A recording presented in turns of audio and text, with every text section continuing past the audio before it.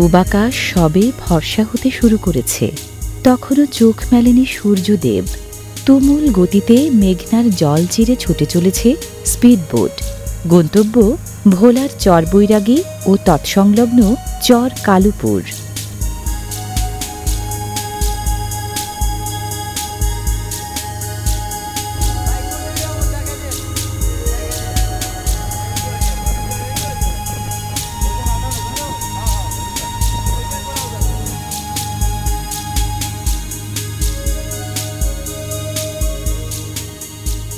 দিগন্তের ওপার থেকে লালিমার বর্ণোচ্ছটা পড়ে যেন লাজে রাঙিয়ে দিয়েছে মেঘনার ঘুমন্ত জলের মুখ। সেই জলের ঘুম ভাঙিয়ে আমরা পৌঁছালাম মেঘনার বুকে জেগে থাকা চরে।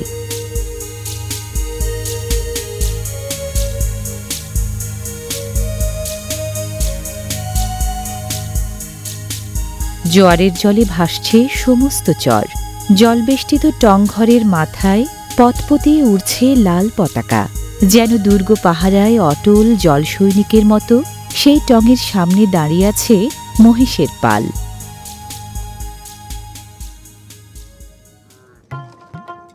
প্রতিদিন সকালে মূল ভূখণ্ড থেকে মহিষের এসব বাথানে দুধ সংগ্রহ করতে আসেন ঘোষ।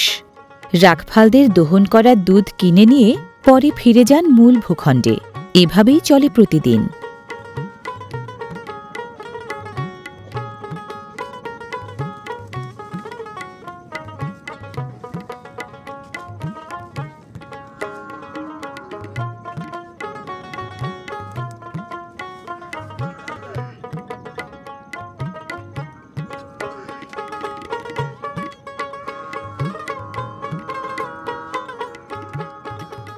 জোয়ারের পানিতে ডুবে থাকা নিচু চরে মাটি ফেলে তৈরি হয় কিল্লা।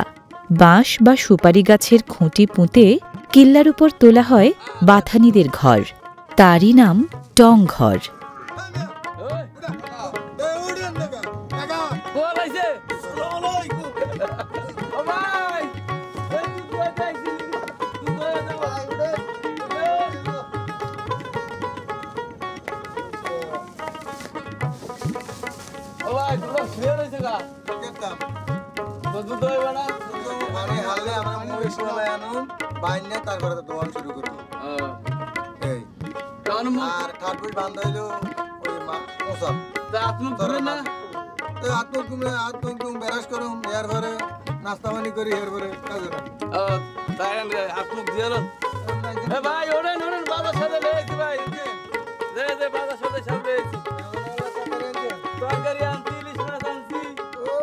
সূর্য ওঠার আগেই চর কালুপুরে শুরু হল প্রাণচাঞ্চল্য।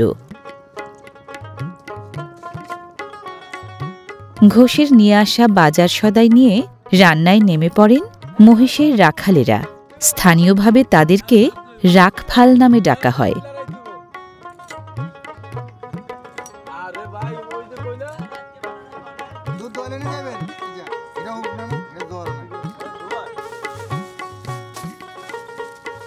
চরে এমন কিল্লা বানিয়ে তাতে রাতে থাকেন রাখফালেরা। এদের দায়িত্ব ভাগ করা থাকে। রাতে যারা মহিষ পাহারায় থাকবেন তারা দিনে সময় করে ঘুমিয়ে নেন। এভাবে পালা বদল করে কেউ ঘুমান, কেউ বা থাকেন পাহারায়। ব্যাটারির মাধ্যমে প্রয়োজনীয় আলো এবং মোবাইলে চার্জ দেওয়ার শক্তি মেলে। যোগাযোগ এবং বিনোদনে মোবাইলই ভরসা।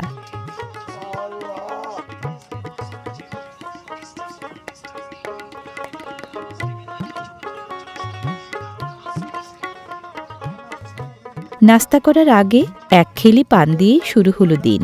পান অভ্যাস এখানকার মানুষের জীবনের নিত্য অনুষঙ্গ। জোয়ারের জল থেকে মহিষ শাবকদের সুরক্ষায় কিল্লার অভ্যন্তরে উঁচু স্থানে রাখা হয়। পূবাকাশ রক্তিম লালিমায় ঢেকে দিয়ে মুখ তুলেছেন প্রভাকর। পানি না নামলে ডুবে থাকা চর কালুপুরের মহিষগুলোর দুধ দোহন সম্ভব নয়। তাই নতুন গন্তব্য পার্শ্ববর্তী চর বৈরাগী।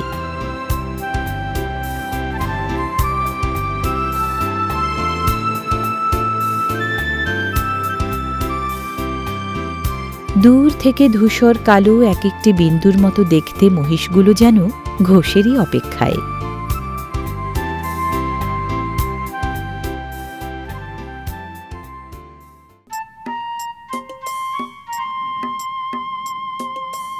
কুইন আইল্যান্ড অফ বাংলাদেশ খ্যাত ভোলায় ছোট বড় মিলিয়ে ৭০টিরও বেশি চর রয়েছে।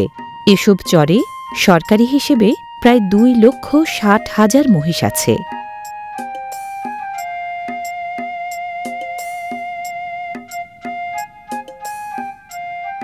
মহিষের বড় বাথানের সংখ্যাও শতাধিক, দুগ্ধ খামার ৭ শতাধিক, আর প্রতিদিন দুধ উৎপাদন হয় ৩৫ থেকে ৪০,০০০ লিটার। রাখফালেরা মাদি মহিষকে ডাকেন মাদাম, পুরুষকে ডাকেন চেলা, আর বাচ্চাকে ডাকেন গেরা। পুরুষ গেরাকে ডাকেন চেলা ছাউ, আর মাদি গেরাকে ডাকেন পারি ছাউ।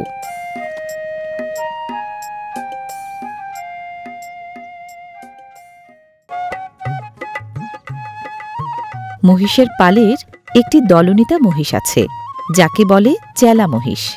এসব দলনেতা চেলা মহিষের নাম রাখা হয় নায়ক নায়িকা, রাজা রানী, মন্ত্রী, রাজনৈতিক দলের শীর্ষ নেতাদের নামে। চেলা মহিষ রাখফালকে অনুসরণ করে, বাকিরা অনুসরণ করে চেলা মহিষকে। সকালে দুধ দোহনের প্রস্তুতি হিসেবে বাচ্চাকে সন্ধ্যার আগে একবার পরিমাণ মতো দুধ খাইয়ে আটকে রাখা হয় ঘেরের মধ্যে। সকালে দোহনের পরে আরেকবার দুধ খাইয়ে মাদাম চেলাকে একসাথে ঘাস খাওয়াতে পাঠান রাখফালেরা।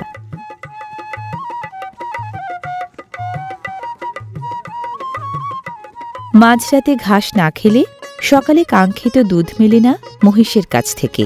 প্রতিটি মহিষ দিনে গড়ে ২ থেকে ২.৫ লিটার দুধ দেয়। দুধ দোহনের সময় লাথি এড়াতে মহিষের পা বেঁধে দেওয়া হয়। তবে একসাথে থাকা পরিবারের আপনজনদের মতো বলে বেশিরভাগ মহিষই কিছুই বলে না রাখালদের।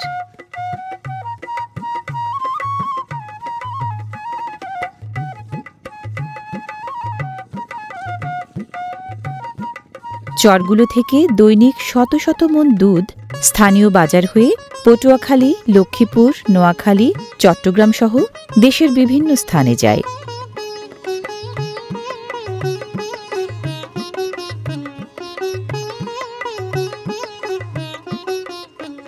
প্রকৃতির সবুজ প্রান্তরের উপর নির্ভর করে এখানে নিজস্ব উদ্যোগে গড়ে উঠেছে শত শত কোটি টাকার মহিষ বাথান।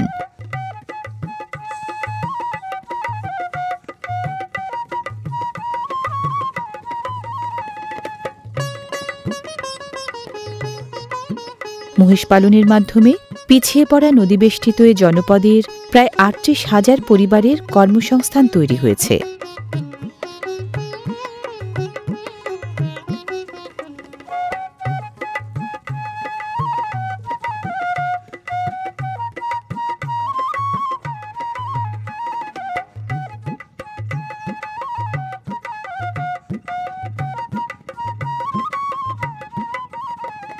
এসব দুধ দিয়েই তৈরি হয় স্থানীয়দের অতি পছন্দের খাবার টক দই, যা এখানকার ব্র্যান্ড পণ্য হিসেবে পরিচিত। এছাড়া আরও তৈরি হয় মিষ্টি, মাখন, ঘি, ঘোল, পনির, রসমালাই, ছানা, সন্দেশসহ বেশ কিছু মজাদার খাবার, যা জেলার ২১ লক্ষ মানুষের চাহিদা পূরণ করে। এখানকার লোকজনের প্রধান আয়ের উৎস কৃষি ও মৎস্য খাত হলেও মহিষ পালনকে খাটো করে দেখার উপায় নেই।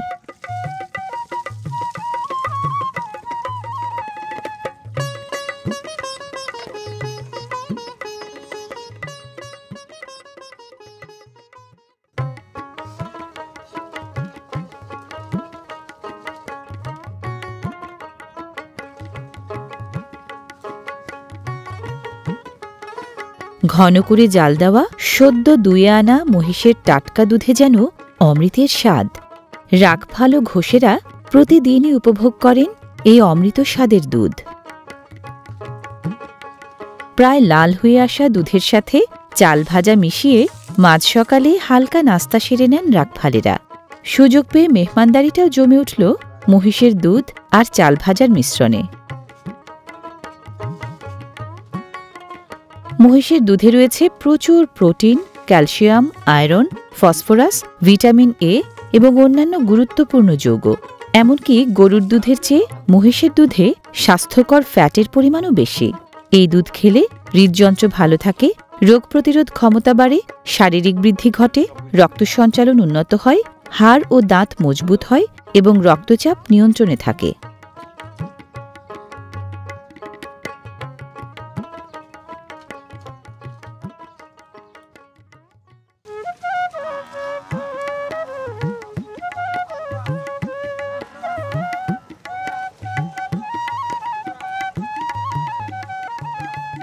এতক্ষণে জোয়ারের পানি সরে গিয়ে মাটির মুখ দেখা গেছে চরকালোপুরে।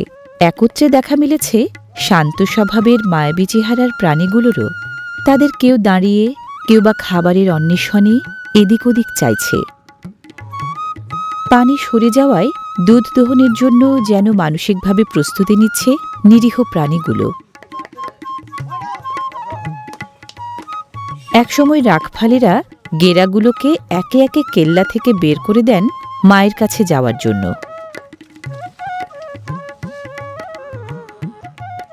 গেরা অর্থাৎ মহিষ শাবকগুলো নিজ নিজ মাকে ঠিকই চিনে নেয় ভিড়ের মধ্য থেকে।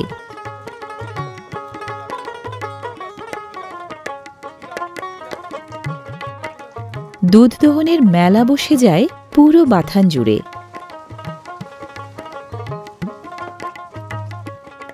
মহিষেরা যে যেখানে ছিল সেখানেই ঠাঁই দাঁড়িয়ে থাকে। পানি বা কাদা তাদের কাছে যেন কোনো বিষয়ই না। রাখফালেরাও পানিতে বসেই দুইয়ে নেন দুধ।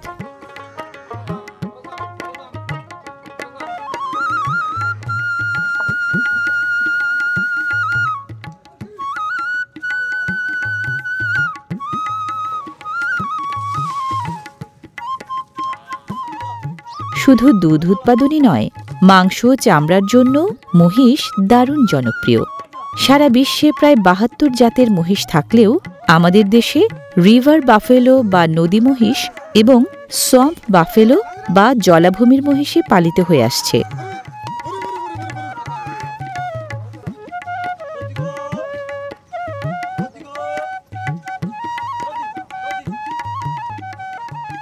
চরগুলোতে গবাদি পশুর মালিক মাত্র ৫-৬%, বাকিরা বর্গা পালনকারী। গবাদি পশু কিনে বর্গাদারের কাছেই পালতে দেন পশু মালিকেরা। একটি বাথানে একাধিক মালিকের কয়েকশো মহিষ থাকে। ভোলার মহিষ পালন পদ্ধতির মধ্যে এটি সবচেয়ে জনপ্রিয়। বার্ষিক ১৫ থেকে ৫০ একর নিচু জমির লগ্নি নিয়ে চারণভূমি বানায় মালিকপক্ষ। মহিষের রোগ প্রতিরোধ ক্ষমতা বেশি, তাই রোগবালাই কমই হয়। তবে খুরা রোগ মহিষের প্রধান শত্রু। একটি মহিষ পালতে বছরে প্রায় ৩২,০০০ টাকা খরচ হয়।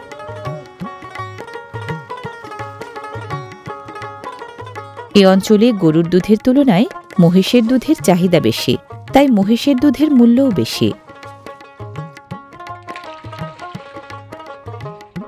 চরগুলো থেকে সংগৃহীত দুধের চাহিদা ও জনপ্রিয়তা ব্যাপক। গ্রাহকের সেই চাহিদা পূরণে সংশ্লিষ্টরা রোদ, বৃষ্টি, শীত, কুয়াশা উপেক্ষা করে নিরলস পরিশ্রম করেন।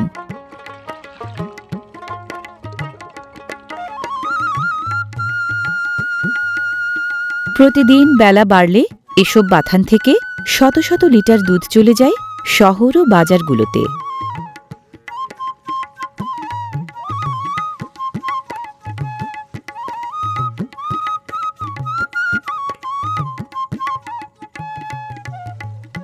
দোহনের পর দুধ প্রথমে এক জায়গায় জড়ো করা হয় বিভিন্ন ড্রামে। এরপর হাটে নেওয়ার আগে গ্যালন বোঝাই করা হয় মেপে মেপে।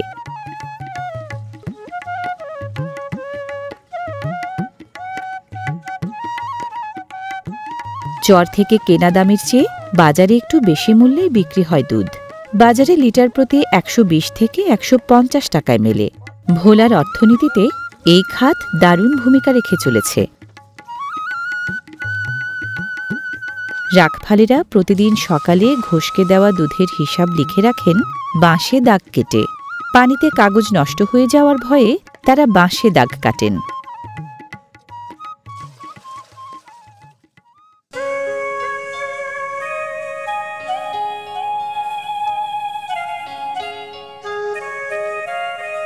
ভোলার বিচ্ছিন্ন চরগুলোতে মহিষ পালনের এই রীতি প্রায় ২০০ বছরের পুরনো। যুগ যুগ ধরে বংশ পরম্পরায় বহু পরিবার এই পেশায় নিয়োজিত রয়েছেন। চরে পালিত মহিষেরা তোলা খাবার পছন্দ করে না, তারা চরের কাঁচা ঘাসেই অভ্যস্ত। জোয়ারে ভেজা পলি পড়া ঘাসই যেন বেশি পছন্দ তাদের। একদিনে একটি পূর্ণবয়স্ক মহিষ ৪০ থেকে ৫০ কেজি ঘাস খেতে পারে। এতে তার পেট শান্ত থাকে, ভালো দুধ দেয়। মহিষের দুধের পরিমাণ নির্ভর করে এই কাঁচা ঘাসের উপর। ঘাসের সংকট হলে দুধ কমে যায়।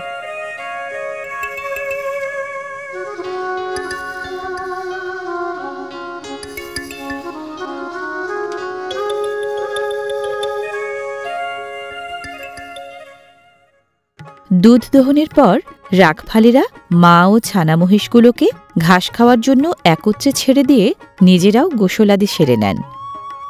নদীতে লাফিয়ে ঝাঁপিয়ে অনেকটা কৈশোর চাঞ্চল্যে যেন উদযাপন করে গোসল করেন তারা।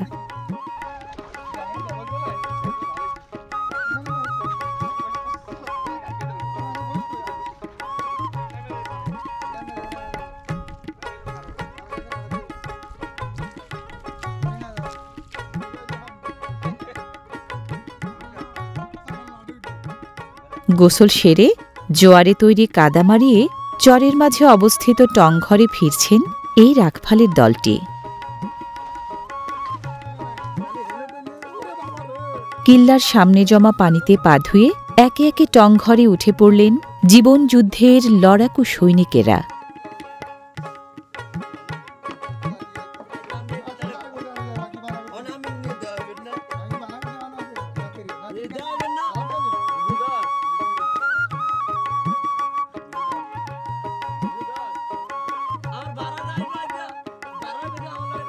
এখন খাওয়া দাওয়ার পালা। সকালে ঘোষের নিয়ে আসা ইলিশ মাছ আর ফুলকপি দিয়ে মোটা চালের ভাত খেতে বসে পড়েছেন রাখফালেরা।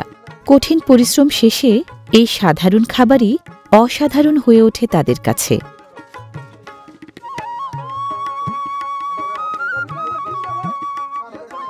পরিবার পরিজন ছেড়ে দূরে থাকা এই মানুষগুলোর জীবন যেন নির্দিষ্ট একটি ছকে বাঁধা। রাখফালেরা মাসে ২-১ বার বাড়ি ফেরেন। ২-৩ দিন থেকে আবারও ফিরে আসেন এই চেনা পরিমণ্ডলে। এখানেই যেন তাদের আত্মা বাঁধা রয়েছে। সারাটা বছর এভাবেই কাটে তাদের।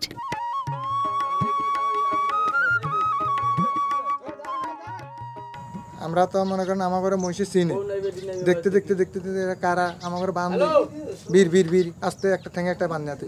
অন্য মানুষ দুধ দইতে পারবে না, অন্য মানুষ দুধ দইতে জানো না, তারা মহিষের কাছে যাইতে পারবে না। মহিষে বুঝবে আর শুনবো, যখন এটা দেখবো না এটা অন্য লোক, তখন লাত্তি মেরব, খারাইবে না, দুধ দিবে না।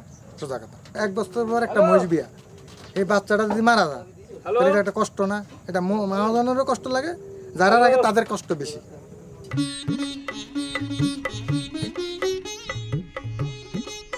এবার দুধ নিয়ে যাবার পালা।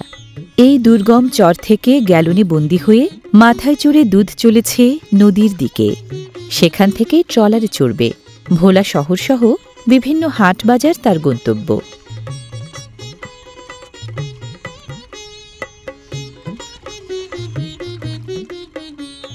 দেশি মহিষের দুধ কম হয়, তাই পরিমাণ বাড়াতে মহিষের জাত উন্নয়নের কাজ চলছে। উন্নত জাতের মুর্রাহ পুরুষ মহিষের সাথে স্থানীয় দেশি মহিষের কৃত্রিম প্রজনন চলছে। জেলার সদর, মনপুরা ও চরফ্যাশন উপজেলায় কৃত্রিম প্রজনন ব্যবস্থা চালু হয়েছে।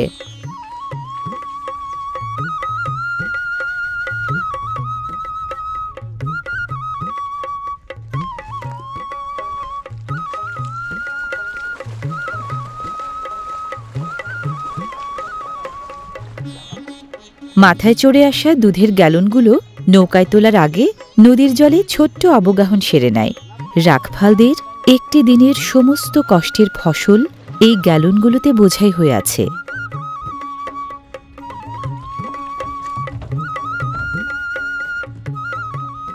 এখন তাদের একে একে টেনে তোলা হলো নৌকায়, সাজিয়ে রাখা হলো জামাই আদরে।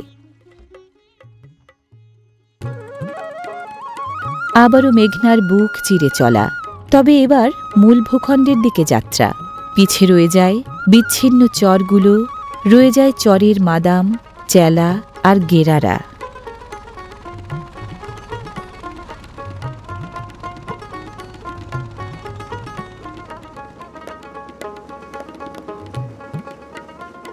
পাশাপাশি উড়ে যেন খানিকটা সঙ্গ দিয়ে গেল পাখিগুলো।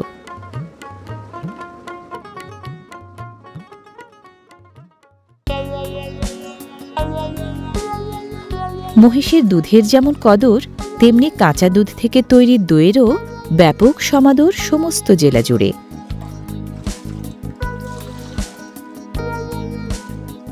কাঁচা দুধের তৈরি এই দইকে বলা হয় বৈশা দই।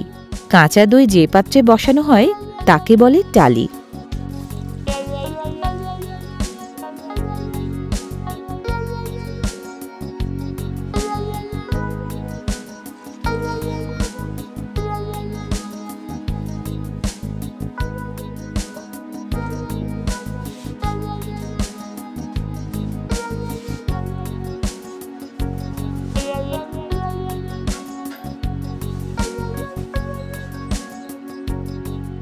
টালিতে মহিষের কাঁচা দুধ ঢেলে একটু শুকনো স্থানে যত্নে বসিয়ে রেখে ঢেকে দিলে 14-15 ঘন্টা পর দই জমে যায়।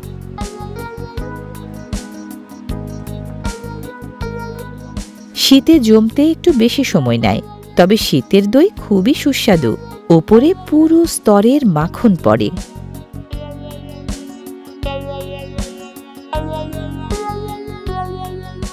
প্রায় 200 বছরের ঐতিহ্যবাহী মহিষের কাঁচা দুধের তৈরি এই দই ইতোমধ্যে বাংলাদেশের ভৌগোলিক নির্দেশক পণ্য অর্থাৎ জিওগ্রাফিক্যাল ইন্ডিকেশন বা জিআই প্রোডাক্ট হিসেবে স্বীকৃতিও পেয়েছে।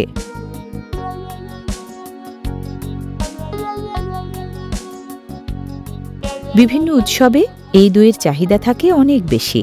এখানকার অতিথি আপ্যায়নের অন্যতম উপাদানও এই দই। এই দই কেজি প্রতি 220 টাকা থেকে 250 টাকায় বিক্রি হয়।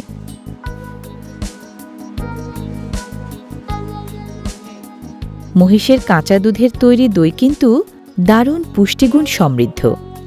এই দই চিড়ামুড়ির সাথেও খেতে ভালোবাসেন স্থানীয়রা। এ অঞ্চলের সামাজিক, পারিবারিক ও ঘরোয়া ভোজে এই দই না থাকলে সে আয়োজন যেন পূর্ণতাই পায় না। দক্ষিণের জেলা ভোলায় মহিষের বাথান সংস্কৃতি আর মহিষের দুধের দই গর্বিত এক ঐতিহ্য হিসেবে খ্যাতি কুড়িয়েছে সারা বাংলাদেশে।